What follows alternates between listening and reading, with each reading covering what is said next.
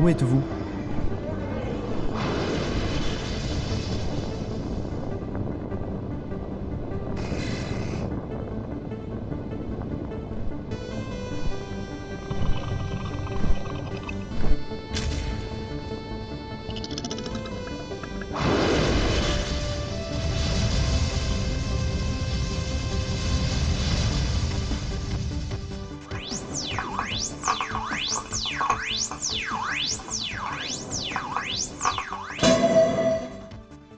Les dragons.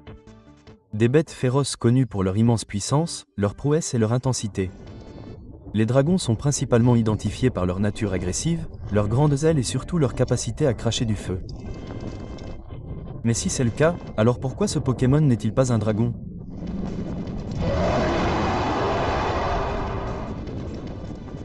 Dracofeu possède toutes les caractéristiques standards d'un Pokémon de type dragon. Il a des écailles, de larges ailes, un souffle de feu et peut même apprendre des attaques comme la queue de dragon, le souffle et les griffes.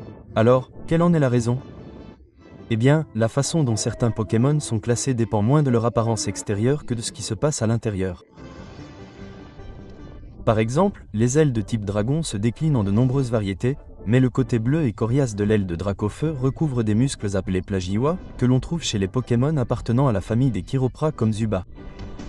Cela rend les ailes de Dracofeu moins semblables aux ailes sauvages et variées des Pokémon dragons et plus proches des ailes des Pokémon de type chauve-souris, ce qui explique pourquoi Dracofeu est plus directement classé comme un type volant. Une autre différence entre Dracofeu et les autres types de dragons est que Dracofeu, bien qu'il ressemble à un reptile à sang froid, est en réalité une créature à sang chaud. Sa température interne peut atteindre jusqu'à 1600 degrés Celsius lors d'activités intenses telles que les combats ou la chasse. Les humains régulent leur température en transpirant, ce qui se rafraîchit essentiellement avec de l'eau, mais Dracofeu fait exactement le contraire. Comme Dracofeu n'a pas de glande sudoripare et passe son temps dans des environnements chauds, il expulse l'excès de chaleur par sa queue ou sa bouche.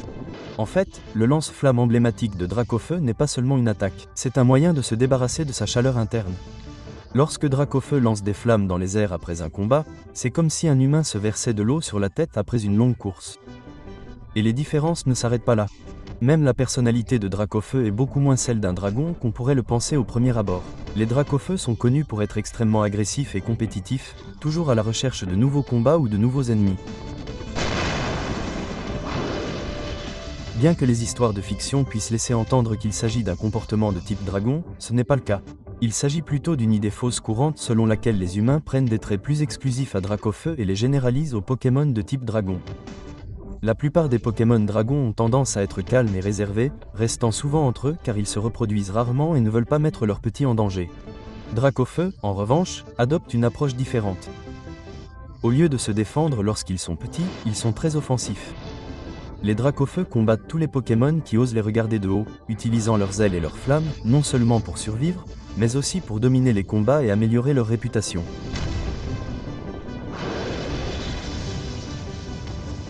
Au final, Dracofeu n'est peut-être pas un dragon biologique, mais cela ne veut pas dire qu'il n'est pas l'un des Pokémon les plus féroces connus au monde.